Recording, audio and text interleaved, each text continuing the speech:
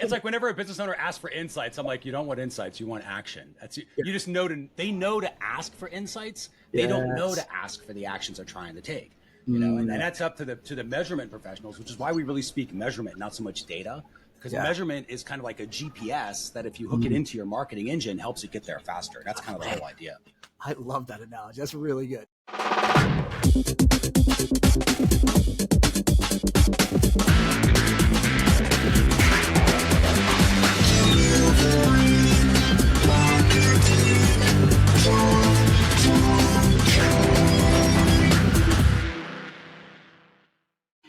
Hey there, and welcome to a brand new episode of Delivering Marketing Joy. I am your host, Kirby Hasseman, and joining me today is a brand new rock star. He is in charge of measurement marketing. Not only is the company called Measurement Marketing, but they do measurement marketing. Chris Mercer, thanks you so much for joining me.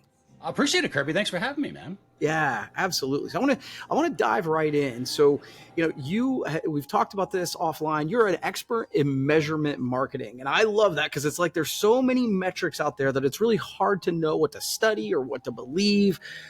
So how do we demystify online marketing? It's like there's just so much out there. Yeah, it's such a great question because that is the problem. It's like we don't need more data. We have plenty of that. We don't need more information. We got plenty of that. We're overwhelmed by all this stuff. We don't need more metrics. We don't need more numbers. We don't need more analytics. We need more action, right? And that's the sort of the sweet spot of that measurement marketer position. It's like the marketer is kind of the typical creative. They're coming up with the hooks, the angles, the offers, the copy, that sort of side. And then you've got the traditional sort of data analyst team, which is measuring everything, producing all the numbers or reports or whatever.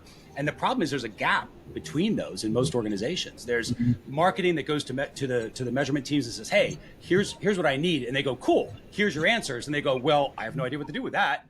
I'm just going to do what I was going to do anyway. And this is what repeats over and over again. So that's why we like the measurement marketer, which is the person that's in the middle. They're not going down the rabbit hole that some of the data analysts go to. Nothing wrong with that. Just sometimes you don't need to go that far down. Sure. But they're also not the creative marketers necessarily. They're the person in the middle that can measure the results of what our user journeys are and then ultimately lead marketing to improve those results.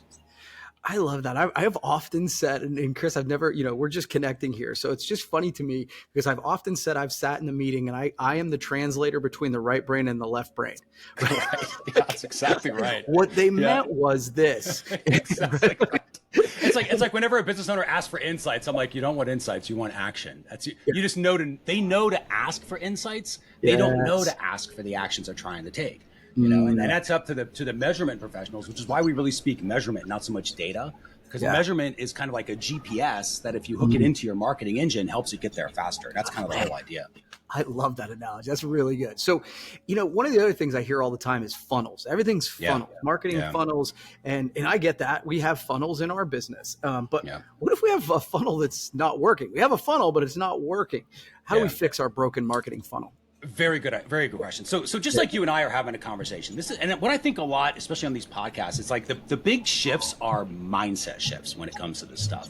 So you and I are having a conversation. I'm going to change my answers based upon what you say, and then vice versa, right? We're all listening and responding, at least in a perfect world. So now that we're doing that naturally, when you look at what's going on digitally, well, that same thing is happening because it's just human nature. Except now the humans are having conversations with your website, right? Your users are having a conversation with your website. And that website's job is to get them to move through a certain journey, right? So people call that a funnel, user journey, donor journey, whatever your journey is. We're trying to get them from point A to point B. So what the whole premise is, if I'm not listening to what you're saying in a regular conversation, like if I already had a script that said, here's what I'm going to say no matter what he says, eventually you're going to be like, all right, I'm just going to check out of this conversation because it's not useful for you anymore, right? Yeah. It would be very obvious. And I would never do that human to human. But digitally, we do it all the time. And we're okay with that. We put the website out there. It says what it's going to say. And we're like, well, I hope they figure it out. But that's not the point of it, right? We need to have that website respond to what their side of the conversation is. And that leads us to the question, how do I listen in on their side of the conversation?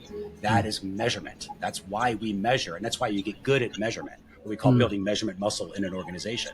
Okay. So the idea is, going back to how to answer this, is if we know there's a conversation happening of I'm supposed to go from here to here to here in this user journey, and that's what the website or that particular user journey is defined to do, that's what it's supposed to do, how do we know if it's doing its job? We measure it. Did they hit point A? Did they then hit point B? Did they hit point C? And as we measure along the way, you will start to see the different drop-offs. And when you see the drop-off where the conversation basically is going south on their end, what do? We change the website. We change our marketing. So measurement is their side of the conversation. Marketing is how we respond to their side of the conversation. And that's the goal, is when we're listening in, you almost naturally want to change the marketing. You're going to want to, because you're going to be like, oh, that's not quite working. You don't just go like, well, they'll figure it out, because they don't. They'll move on to a competitor. Right? Yes. Instead, you just go, okay, well, let's adjust our side of the conversation a little bit. And then people go, well, how do we know? Well, if you're listening in to their side of the conversation and you do it really well, you can absolutely know that. And they'll tell you. And that's the best part. It's the users telling you how to get the users to make it through the journey. And that's the beauty of it. Yeah, it is. You can always tell when you're you're having a conversation with somebody who they have their 3 talking points, and it's a politician, right? It's like, it doesn't matter what you ask them. Right? They're going to come right here. So I think that's really interesting, is to try and to turn it into more of a conversation, like you said. And that's a fascinating concept. I like that, Chris. Yeah, and it really comes down to the overall rule is you measure the results that you're trying to get, which most people do. They measure the purchases, they measure the number of leads they're getting, things like that, but they're not measuring those how steps. And if you don't know how you're getting the results, like how many people started that journey, how many people actually engaged with that journey, how many considered purchasing, then you can't tell what worked or what didn't and why. And that's the whole idea. So of measuring multiple stages through the journey. I feel that in my soul. Like you, and obviously when I think of metrics, I think of like Google, Google Analytics, and I log into my Google Analytics, what content is doing well, and that's all good. But what should I be using this data for, right? Like, this did well, this didn't do well. How can I use that better? So excellent question. Again, I'm going to default to answer number 2. Which was, we're using it to measure the journey. To answer that question, is this thing working? This thing being our marketing. Is our marketing working the way it's supposed to? Is our website working the way it's supposed to? Right? So for example, in Google Analytics, the way that we have our setup, which is probably different than most that are listening to this, you might have what they used to be called conversion events. Now they're called key events. So some people in that, they're transitioning that. So I might say one or the other. Same thing, right? You're measuring the results that you're trying to get, these key events. Most people measure purchase, generate leads, sort of that final like end result of the journey automatically. They're doing that because they know to do that. What they're not measuring for as a key event is how many people did we even ask to start this journey in the first place? And how many of those actually considered, in other words, took some sort of behavior that showed they were actually into that journey or potentially going to finish it. So an ask might be a page view of the actual product detail page if you're an e-commerce store, or if you're a direct response model, the offer page, right? The consider might be that begin checkout event. And you're like, okay, well, now they're considering. So, and then what you can do is when you measure the number of people who are seeing the product detail page, you're measuring the number of people who are considering, and you're measuring the number of people who are actually purchasing. In your Google Analytics 4, there's a report called a traffic acquisition report. And it will tell you, broken down by the different brands of traffic that are sending the traffic to you, what type of traffic they're sending to you. And then you can just sort of kind of scroll across and you can see the exact result. And you start to look for patterns. So you might find certain traffic sources are really good about creating the ask, but that's all they do. They get people interested, but that's about it. That's all they can do. They're not really good closers.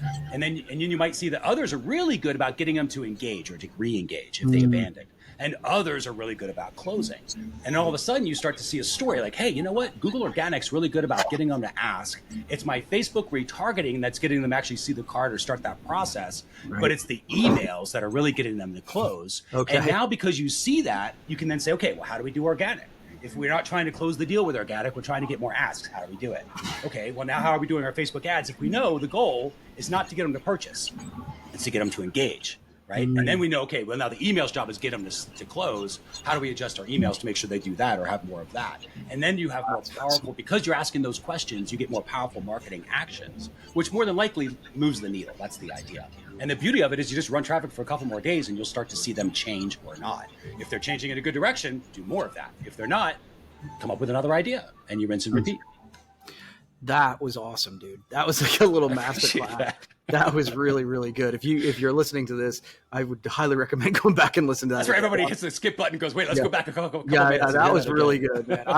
I can promise you, Chris, I'm going back and listening to that again because you had my wheels turning throughout that. That was really, really good. I appreciate that. This is awesome. Final question for you. So what about tools. Are there any like specific tools that we should be using that we're not using? Obviously, we've been talking Google Analytics, but is there anything out there that we should know about, that we should be using to measure and manage our marketing? I will give you one other one that is the most underutilized tool that is currently out there, which is Microsoft Clarity. Most people don't know that Microsoft has an analytics platform, and it is one of the better platforms out there. It's kind of their answer to Google Analytics, but it's all visual. So it's very much like people that have Crazy Egg or Hotjar. It kind of does that stuff, but it's free. And it's like, it's got screen recordings. It does scroll capture. It does the heat maps. Now, of course, they've integrated, because they have a pretty good connection with ChatGPT. They've integrated AI, so you can just hit a button and it'll say like, do you want to sort of get the story of what everyone's doing on this page? And you're like, yes, I would. Hit a button, and then ChatGPT is telling you, here's what's going on. It seems like they're frustrated around this part. They couldn't find this. And that is just gold, because this platform is so visual, especially for those that are listening to this or watching this, where they're like, I'm not a numbers person. I don't want to see data tables, because I get it. Google Analytics is a little geeky. Microsoft Clarity is made for normal people. And so it's like, jump in there. It's easy that you just install with a piece of code. That's all you do. Drop the code on the page. It automatically starts working. There is very, very minimal setup, if at all, to start using it. And it really is a really powerful tool. So Microsoft Clarity would be for the win for that one. So we literally just started using this not very long ago, and so I'm new, big time newbie into it, but I was like, right away, I'm like, this is really cool. So it's a night and day experience. That's a great tip. Well, Chris, this has been unbelievable. I'm sure people are listening and they want to learn more about you. Where can they find more information about you? Great question. So if anybody's interested, obviously measurementmarketing.io is our website. But we do have a free membership that's currently available. It's got a bunch of free tools in it for people that want to kind of learn some stuff. We also have a course back there, which is called the Measurement Marketing Framework, that talks about the strategy of measurement. I think that's where most organizations are missing out. So we have that for you as well. And it's all completely free. And it's about a 3-hour course. It's a meaty course, because it's the same course we give to our members.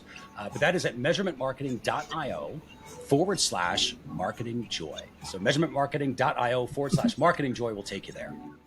Chris, this has been a pleasure. I really, really have enjoyed this conversation. Would love to do it again sometime. Okay. Thanks, Kirby. Looking forward to it. All right, cool. Well, that's going to wrap up this edition of Delivering Marketing Joy. We'll see you next time.